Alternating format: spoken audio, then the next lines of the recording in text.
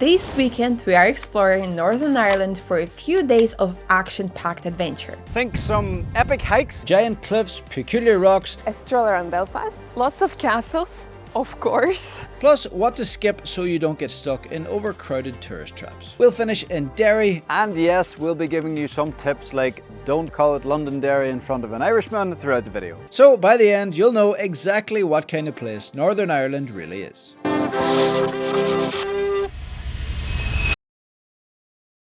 We are Mark and Asya and you're watching Something to Remember. We have been really busy creating videos around Ireland for the past few years, and this is the perfect continuation of your journey around the Emerald Isle. Whether you've just completed the Wide Atlantic Way or just landed to Belfast or Derry Airport. For this video, let's just imagine you finished your tour around the city of Dublin, rented a car and now are heading north. If that's not the case, you can simply follow this itinerary in opposite direction. If you are a hiking enthusiast like us, the first stop will be right up your street. Welcome to the Mourne Mountains.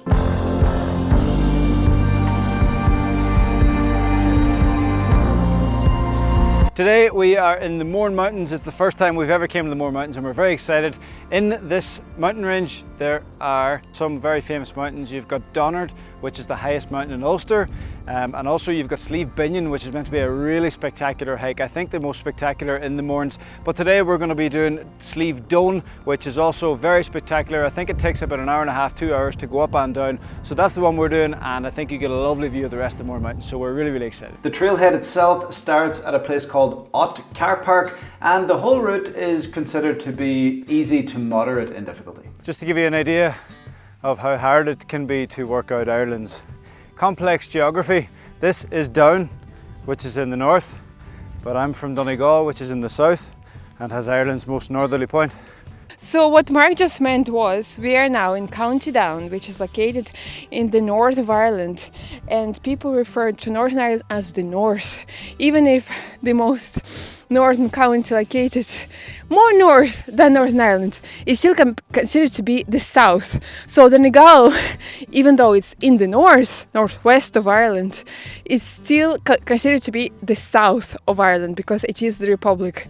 It is awkward, but that's what it is. We will talk a bit more about the division between north and south a little bit later, so let's get back to the hike for now. After about 1.8 kilometers into the hike, you'll cross the Mourne Wall, an impressive 22-mile stone wall built by hand in the early 1900s that runs over 15 peaks to enclose Belfast's water supply. And when you hop over the wall, you'll see Slieve Doan right in front of you. The hardest part of the hike comes near the top when it gets steep, but that part only takes about 10 minutes, which is why the trail is considered to be quite easy overall. The summit rewards you with the sweeping views of lakes, the ocean and the main peaks of the Mourne Mountains. We are 100% sure that we'll be back to the Mourne Mountains someday, and if you're up for longer hikes, the town of Newcastle is the perfect base right at the bottom of the Mourne Mountains. It is lively, full of tourists and surrounded by really nice things to do, from the Peace Maze, which is a nice activity to do with the kids, to Tollymore Forest Park, which is nice just for a quiet walk around. Interesting fact, Tollymore is actually the location where they shot the opening scene of Game of Thrones, as well as the scene where the Stark family finds their direwolves. In this video we'll share a lot of filming spots because actually a lot of this series was shot in Northern Ireland. But for now, let's head to Belfast, where we would recommend you to stay for a night, and this is our ideal walking tour. Start with the Cathedral Quarter, Belfast's cultural heart, full of street art, lively pubs and cobbled lanes, perfect for a morning wander. From there, head towards the Albert Clock, Belfast's own leaning tower built in the 1860s. For lunch, stop off at The Pocket. We had to queue, but it was so worth it. Easily one of the best lunches we've ever had. Right next door is Bittles, where you can enjoy a pint of what many locals say is the best Guinness in Belfast. Finally, make your way to Belfast City Hall, the city's most beautiful building, in my opinion, with its grand architecture. You can join a paid tour inside to learn about the city's history or admire its stunning stained glass windows. And this is actually the place where you can come in December for Christmas markets. We've done it 2 years ago, it was great. So if you are in Ireland around Christmas time, that's a place to come. So this is Belfast Castle, which is located just outside of city of Belfast. The admission is completely free. You can roam around the gardens, you can even go inside, and you can see a lot of Belfast from the top because it is located at the top of the hill. And it features lots of statues of cats, which is of course our cup of tea. There are 9 cat statues dotted all around the castle and the gardens, and so far we've only found 2, but if you've got a bit of time, why not try and find all 9 of them. Number 3.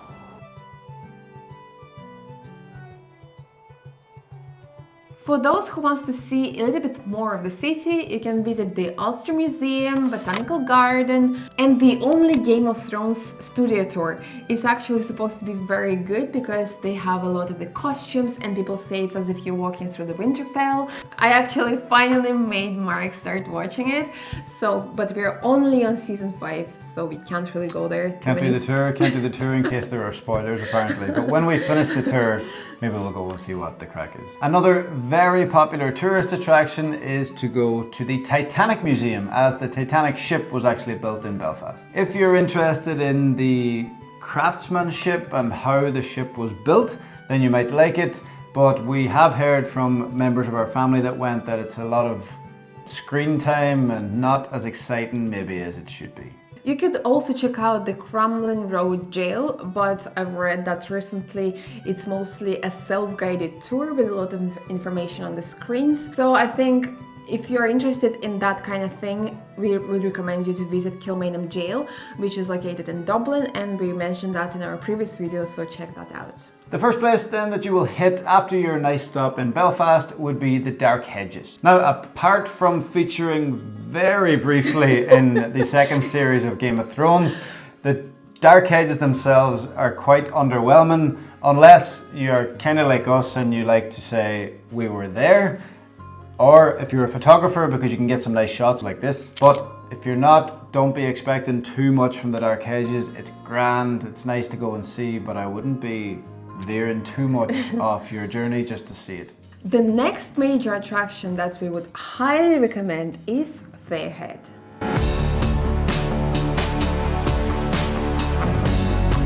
How do I put this now? These are the highest sea cliffs in, I usually say the north of Ireland, but Donegal have the highest sea cliffs in all of Ireland, so that's a bit awkward.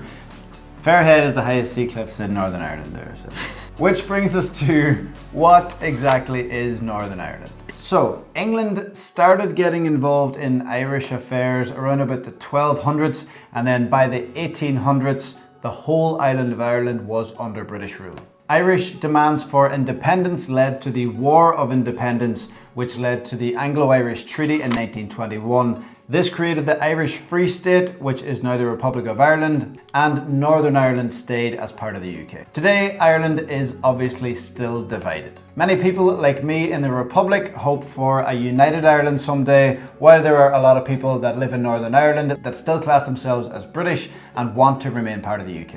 An interesting thing about the peace treaty that was signed in 1998 to bring an end to the troubles in Northern Ireland, and it stated that should Northern Ireland develop a predominantly Republican Catholic population, then a referendum would be called and potentially a united Ireland would have to be voted on, yes or no. That day may be coming sooner rather than later, so I don't think anybody watching this video could disagree that the political landscape in Northern Ireland is far from being a finished issue and could change in the next 10, 20, 50 years.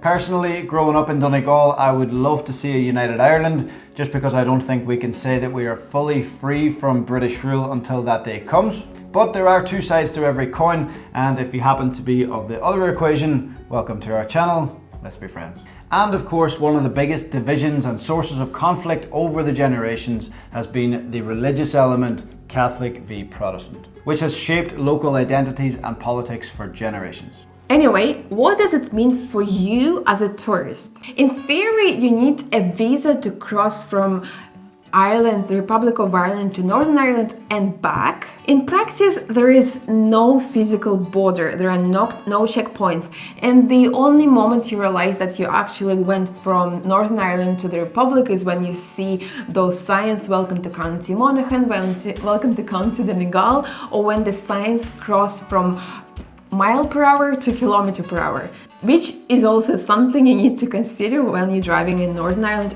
or in the Republic. And we use euro in the Republic of Ireland and still the pound sterling in the north, so the currency changes. So yeah, when you see a number on the menu, you need to remember that it's probably not a euro, so it's a little bit more expensive.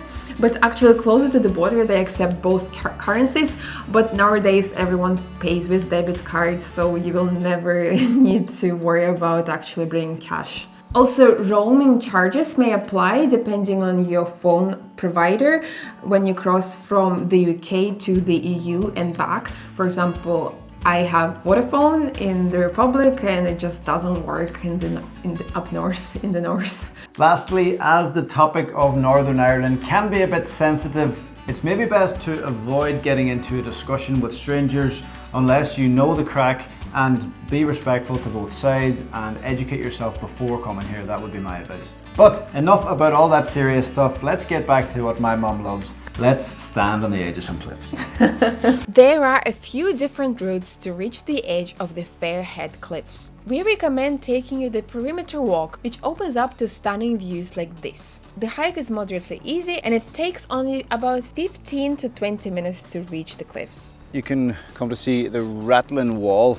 which is this big cliff face, and then opposite the Rattling Wall out on the water is Rattling Island, and that is where you can go to see puffins between April and July every year. You're a fan of Game of Thrones. They filmed here like the moment when Jon Snow being sniffed by the dragon for the first time, like that epic moment, and it's yeah, that's historical. So I'm sitting here on the edge of the cliff. At the top of the cliff there is a lake, and then you can see the bottom where is the ocean. It's just so peculiar, so strange, but so it's definitely worth visiting. I would truly call this place a hidden gem because we're here on our own. There was no cars on the car park. It's kind of a little bit out of the Causeway route, so yes, definitely come here. Right, so if you've been following me in Asya for a wee while, you'll know that like proper tourist hotspots are not really our cup of tea. So we're going to touch briefly on this place. It's called the Carrick-a-Ree Rope Bridge. It's behind us. You won't see us walking over the bridge if you want to pay £15 to walk over a rickety wee bridge with 1,000 other tourists and be our guest. You might enjoy it, and if that makes us cheap, then whatever, we don't care. Before continuing, we would recommend you to stop at Bothy White Park Bay. We don't have any footage, but it's a great place to stop for lunch or breakfast. Up next is a stop off at Dunseverick Castle, which is a nice wee spot along the side of the road, and be careful of the muck because I had an instant there. Asya pushed me into the muck, didn't you? My shoes still haven't recovered, so just watch your step. We then made our way to the Giant's Causeway, famous for its unique hexagonal rock formations. First of all, the attraction is completely free, but you will need to pay for parking. You don't have to go to the visitor center. If you want, you can go through there and pay for the tour and get the audio guided tour or go join the group, but no, go on your own. You can actually park beside this hotel, pay £10 for parking, but then they will give you a £10 voucher which you can spend on tray bakes, some snacks or coffee at their hotel. Then we would recommend you to take the Red Trail, so to go above the cliffs to see the scenery from the top for spectacular views. But there's a really steep staircase about halfway over that route that then we would recommend you walking down. Be careful though, it's quite slippy, and then you can actually walk down to where these big hexagonal shaped rocks are. This rock formation is absolutely mind-blowing. So I did do some research to learn how it happens. Basically the lava was coming from here and then it was met by the sea, and so it started cracking in this perfect shape. Overall the site is very accessible. They even have a shuttle bus to the main location, so all the people of different ages and fitness groups can go and visit, and it's a must-see in Ireland. It's very touristy, but it's probably one of them tourist places that is definitely worth it. However, you can come outside of visiting hours. So basically most of the buses go from Belfast and they all arrive at a similar time. So if you go quite early, 8, 9 a.m., which is not that early at all, you'll be there on your own. We did that a few years ago. Or you can also come around sunset time. If it's during summer, then it's going to be very late.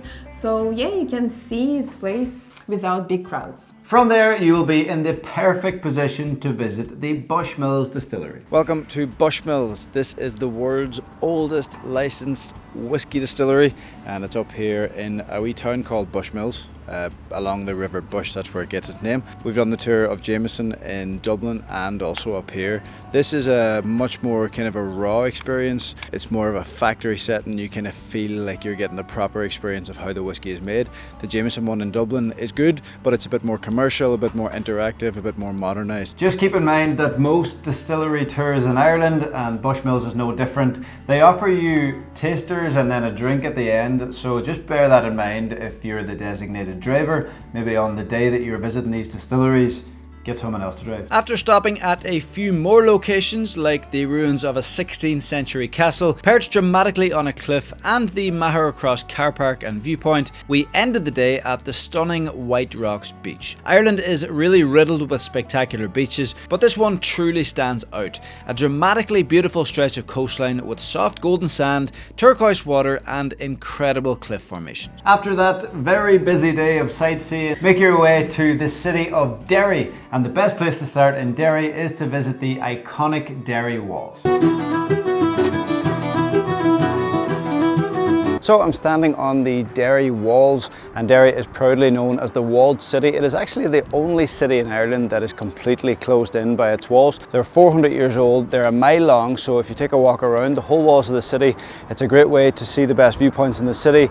You'll learn a bit of history along the way because there is a lot of history in this city, way too much for us to cram into this video. But if you do manage to come to Derry, really historical, and the walls are a great place to go to get the rundown on the history of the city. Do not come to Derry without watching Derry Girls first. This is the Derry Girls mural. It's just outside the Foyleside shopping centre, and if you haven't seen Derry Girls, like, I'm not a big TV person, but Derry Girls is absolutely hilarious and you can watch it 10 times. I think me and Asya have watched it 3 or 4 times. Speaking of Derry Girls, a really fun thing to do if you are a fan of Derry Girls is to come to the Tower Museum, and inside you can do a wee tour of like the Derry Girls set. It costs £6 each and it's really worth it. You see some of the interesting things from the series when you're walking around the walls. It's literally 10 steps from one of the steps that you can go down for the walls. So nip in, do the tour, and if you're a fan of the Derry Girls, you'll love it. We loved it.